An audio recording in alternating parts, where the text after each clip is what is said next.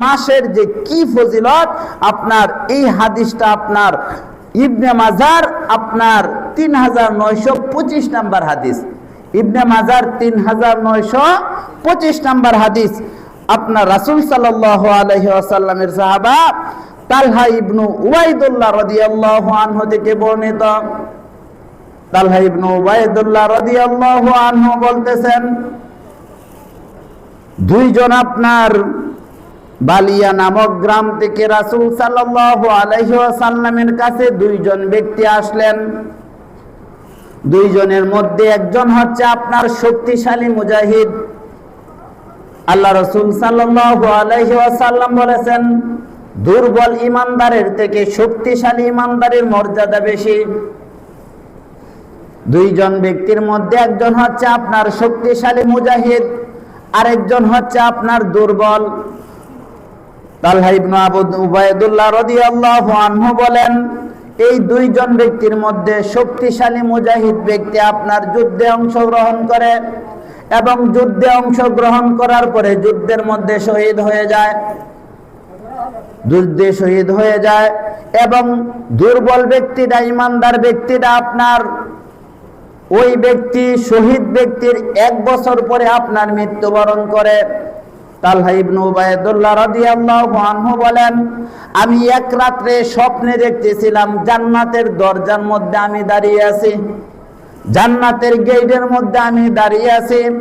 তে আপনার জান্নাতের ফেরেশতারা আসলো, এসে আপনার দুর্বল ইমানদার মানে যে ব্যক্তি আপনার দুর্বল ছিল ওই ব্যক্তিকে জান্নাতে নিয়ে গেল। তারপরে আপনার দ্বিতীয়তে আসলো, দ্বিতীয়তে আসার পরে আপনার শক্তিশালী মুজাহিদকে জান্নাতে প্রবেশ করালো। তালহা ইবনে উবাইদুল্লাহ রাদিয়াল্লাহু আনহু বলেন যে আমাকে বলা হলো যে তোমার জান্নাতে প্রবেশের সময় আসে নাই। তখন আমি জাগ্রত হয়ে গেলাম। সকালে ঘটনাটা আমি মানুষকে বলাবলি করতে লাগলাম যে আমি তো রাত্রে এই স্বপ্নে দেখেছি।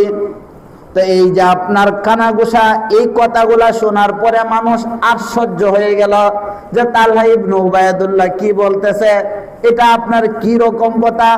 আল্লাহ রাসূল সাল্লাল্লাহু আলাইহি ওয়াসাল্লাম এই কথাগুলা শুনলেন এবং কয়েকজন লোক গিয়ে আল্লাহ রাসূল সাল্লাল্লাহু আলাইহি ওয়াসাল্লামকে এই ঘটনাটা শোনালেন। আল্লাহ রাসূল সাল্লাল্লাহু আলাইহি ওয়াসাল্লাম লোকদেরকে বলতেছেন, তোমরা কোন বিষয় নিয়ে আশ্চর্য বোধ করতেছ? যে শক্তিশালী মুজাহিদ যুদ্ধে শহীদ হয়েছে ওই ব্যক্তি আগে জান্নাতে যেতে পারে নাই, যে ব্যক্তি দুর্বল পরে 1 বছর পরে মৃত্যুবরণ করেছে ওই ব্যক্তি আগে জান্নাতে চলে গিয়েছে। এইটা নিয়ে তোমরা কি আশ্চর্য বোধ করতেছ? তোমরা মনে করতেছ যে ব্যক্তি শক্তিশালী ইমানদার, শক্তিশালী মুজাহিদ যুদ্ধে শহীদ হয়েছে ওই ব্যক্তি আগে জান্নাতে যাওয়ার কথা।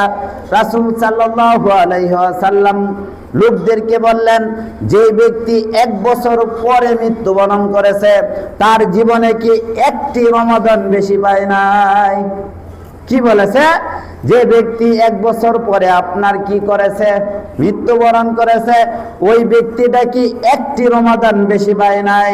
আল্লাহ রাসূল সাল্লাল্লাহু আলাইহি ওয়াসাল্লাম বলেন, শক্তিশালী মুজাহিদ এবং 1 বছর পরে যে ব্যক্তি মৃত্যুবরণ করেছে তার আমল নামার মধ্যে এত ব্যবধান, এত ব্যবধান, আসমান এবং জমিনের মধ্যে যত ব্যবধান ওই ব্যক্তি দুই ব্যক্তির আমলের মধ্যে তত ব্যবধান। তাহলে কি মনে করতেছেন মুজাহিদের আমলের থেকে একটি রমাদান পেয়েছে আর ওই 1 রমাদানে আমল করে আর ওই ব্যক্তি মুজাহিদের আগে জান্নাতে চলে গিয়েছে। হাদিসের মান সহিহ, হাদিসের মান কি সহিহ। তাহলে আমরা কি রমাদান মাসের গুরুত্ব বুঝতে পারতেছি? বলেন দেখি এই হাদিসে আপনার রমাদান মাসের গুরুত্ব কি বোঝায়?